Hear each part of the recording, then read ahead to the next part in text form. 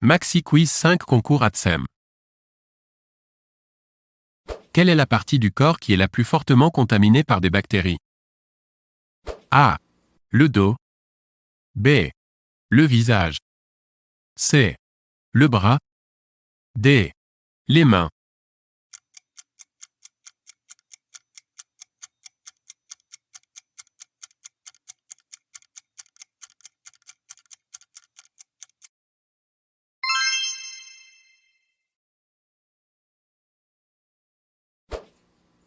À quoi sert le lavage des mains? A. À avoir de belles mains. B. À s'amuser dans l'eau. C. À éviter la prolifération bactérienne.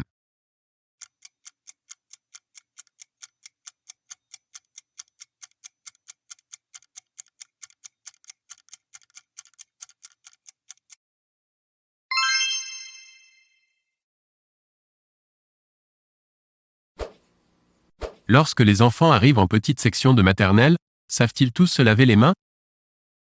A. Oui. B. Non.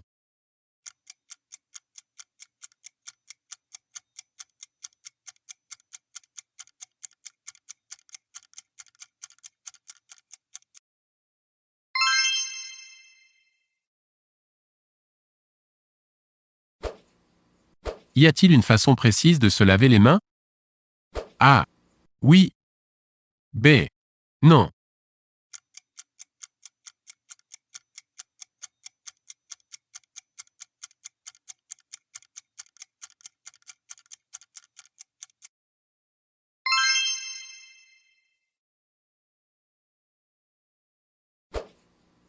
Comment procède-t-on?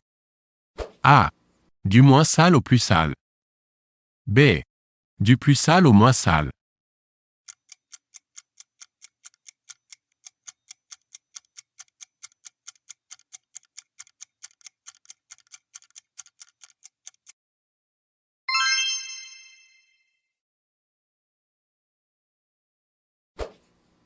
À quelle fréquence faites-vous se laver les mains aux enfants? A. Une fois par jour. B. Le plus souvent possible. C. 4 fois par jour.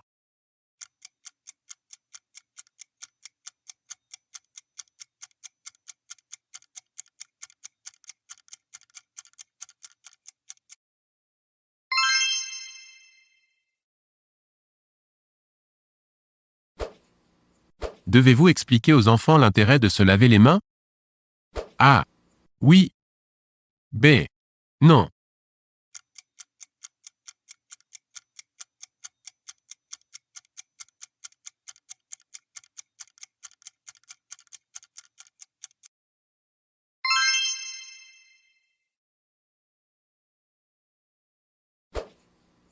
Doit-on se laver les mains avant d'aller manger? A. Oui. B. Non.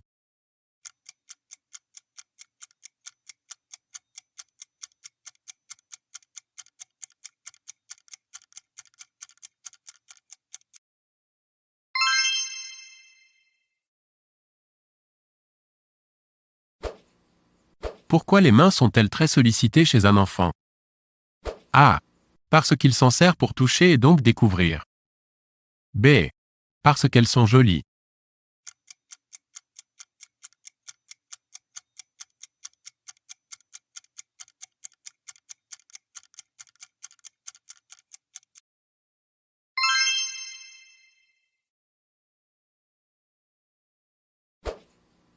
Doit-on utiliser des serviettes humides pour essuyer les mains des enfants? A. Ah oui, ça n'a pas d'importance. B. B non, c'est anti-hygiénique.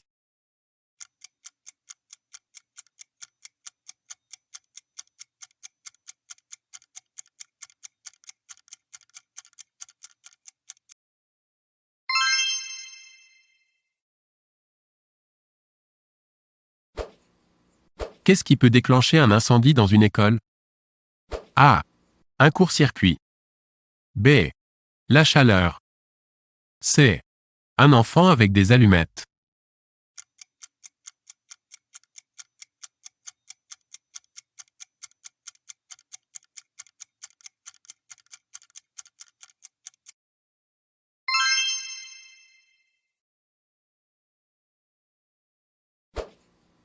Que doit-on trouver dans l'école?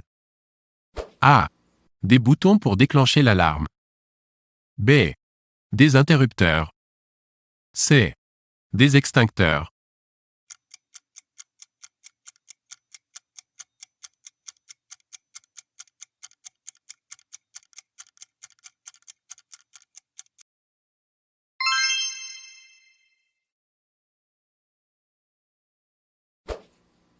Une école renferme un grand nombre de matériaux inflammables. Quelles précautions doit-on prendre pour éviter un incendie? A. Ne pas mettre trop d'affichage dans les classes. B. Éviter le carton. C. Éviter les tissus. D. Traiter les tapis contre le feu.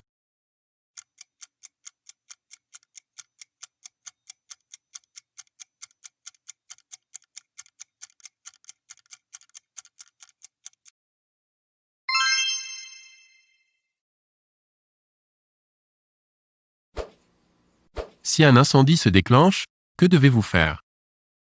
A. Vous enfuir. B. Suivre les consignes des exercices. C. Appeler les pompiers.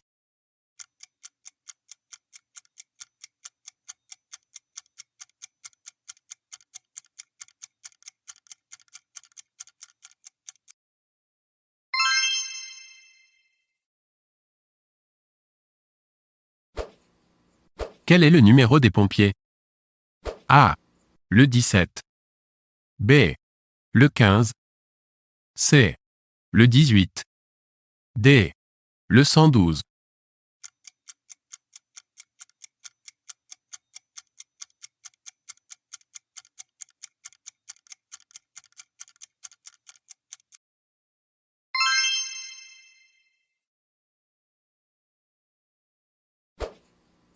Peut-on toujours se servir des extincteurs? A. Oui. B. Non.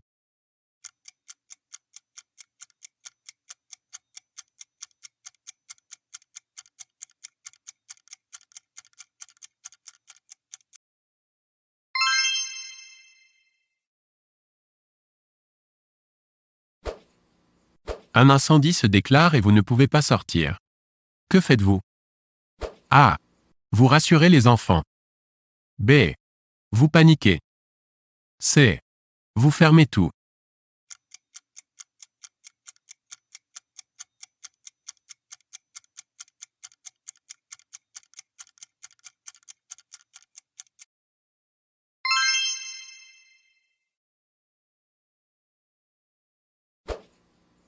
Est-ce que les portes coupe-feu doivent se fermer automatiquement lors d'un incendie?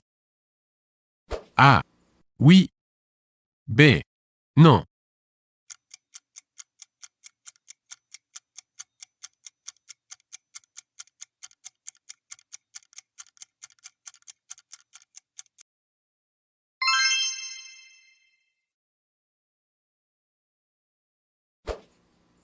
Vous sentez une odeur de fumée qui s'intensifie. Que faites-vous? A. Vous attendez d'être sûr que c'est un incendie. B. Vous déclenchez l'alarme, tant pis si c'est une fausse alerte. C. Vous attendez de voir les flammes.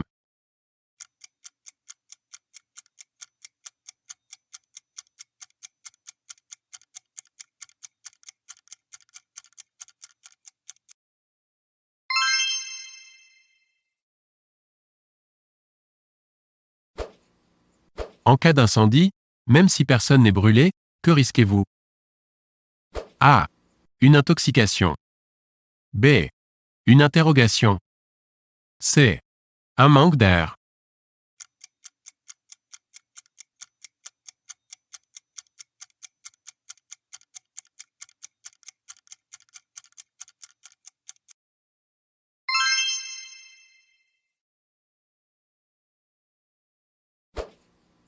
À l'école, combien de fois dans l'année procède-t-on à un exercice d'évacuation? A. 2 fois. B. 3 fois. C. 4 fois.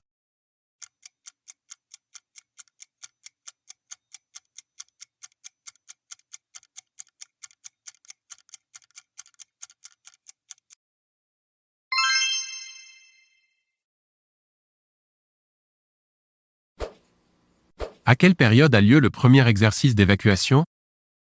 A. Au mois de décembre. B. Au mois de novembre. C. Au mois d'octobre.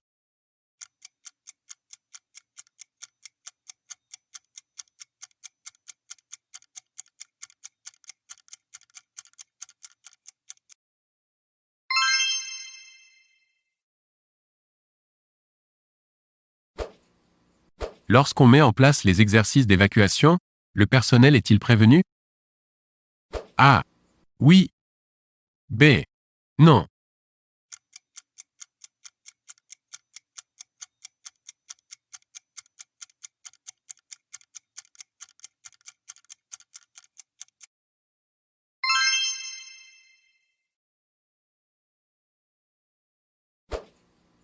Où peut-on voir les consignes à suivre lors d'une évacuation? A. Elles sont dans le bureau de la direction uniquement. B. Elles sont affichées un peu partout.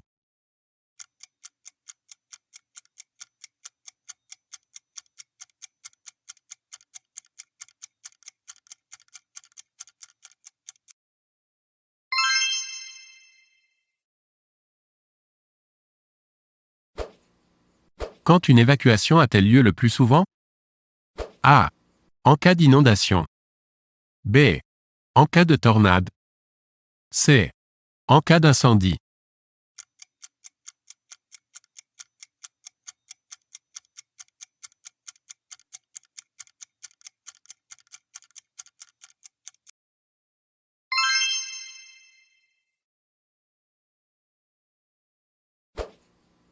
Une commission de sécurité vient chaque année dans les locaux de l'école.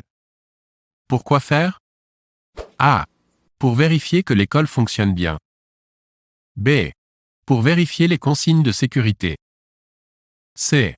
Pour saluer le personnel.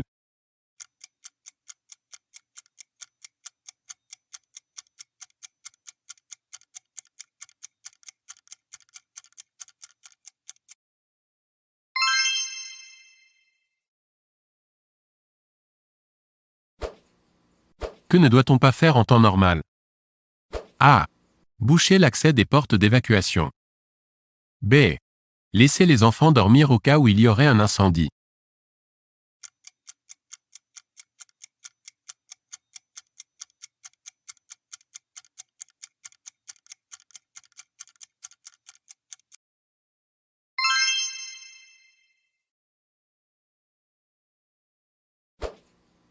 L'alarme incendie se déclenche pendant la sieste.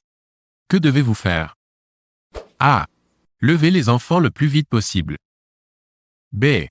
Leur remettre leurs chaussures. C. Porter les enfants les plus endormis. D.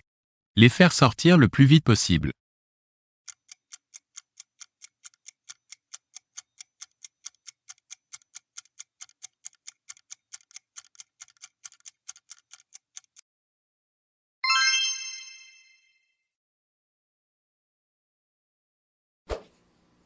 Que devez-vous faire pendant une évacuation? A. Parler calmement aux enfants. B. Les faire paniquer. C. Les calmer.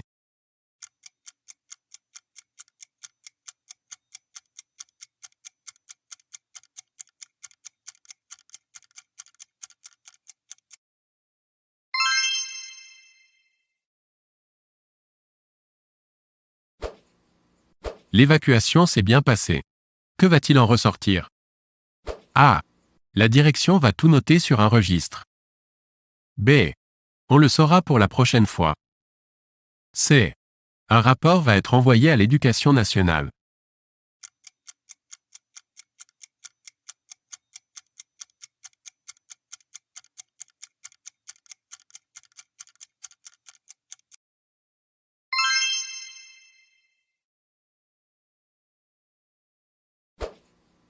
L'école maternelle doit-elle accueillir des enfants handicapés? A. Oui, s'ils sont jugés capables de la fréquenter. B. Non.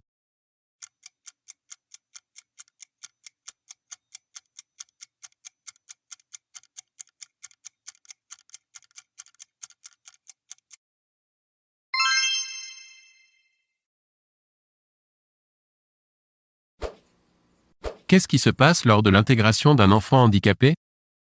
A. Le directeur et l'équipe pédagogique établissent un PAI. B.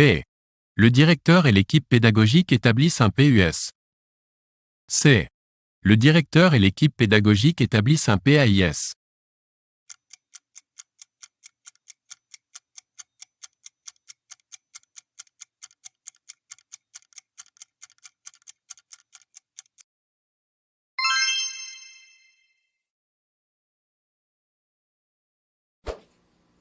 Que signifie ce sigle? A. Projet individuel d'indication scolaire. B. Projet individualisé d'intégration scolaire. C. Projet individuel d'intégration scolaire.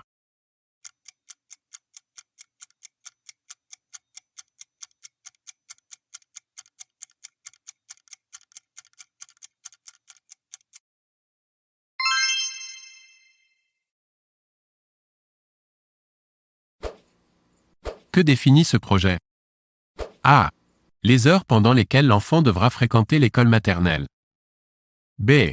Les activités que l'enfant devra faire. C. Les programmes pédagogiques mis en place pour l'enfant. D. Le déroulement de la journée de l'enfant.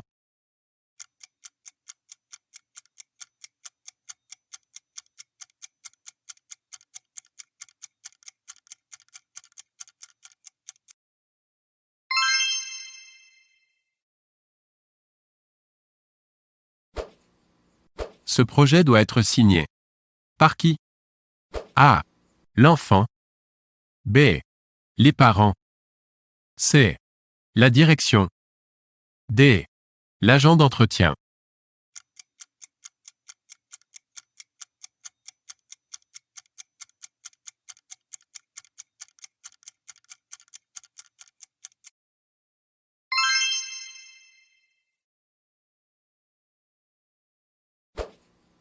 Pendant combien de temps ce projet est-il valable? A. Une année scolaire. B. Il est reconduit tous les mois. C. Toute la scolarité de l'enfant.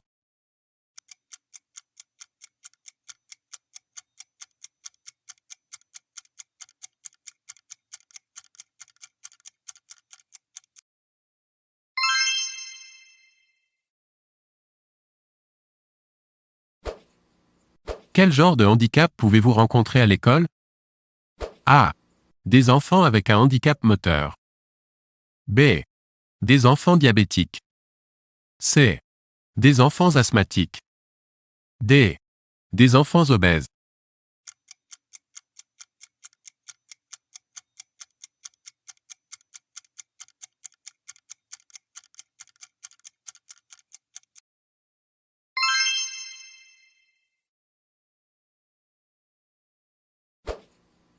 Un enfant handicapé peut-il faire les mêmes activités que les autres? A. Oui. B. Non.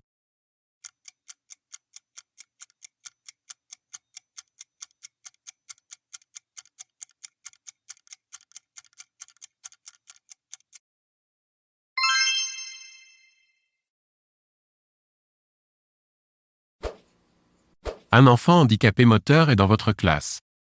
Il ne peut pas marcher seul. Les autres enfants sont très présents autour de lui. Que faites-vous? A.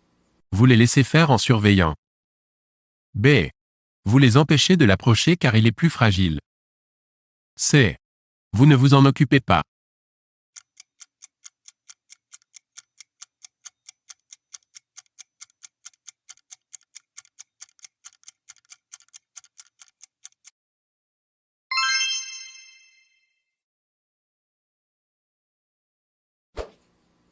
La présence d'une enfant handicapé peut apporter beaucoup de choses aux autres enfants.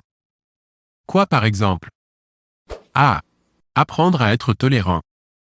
B. Être égoïste. C. Devenir autonome. D. Aimer partager.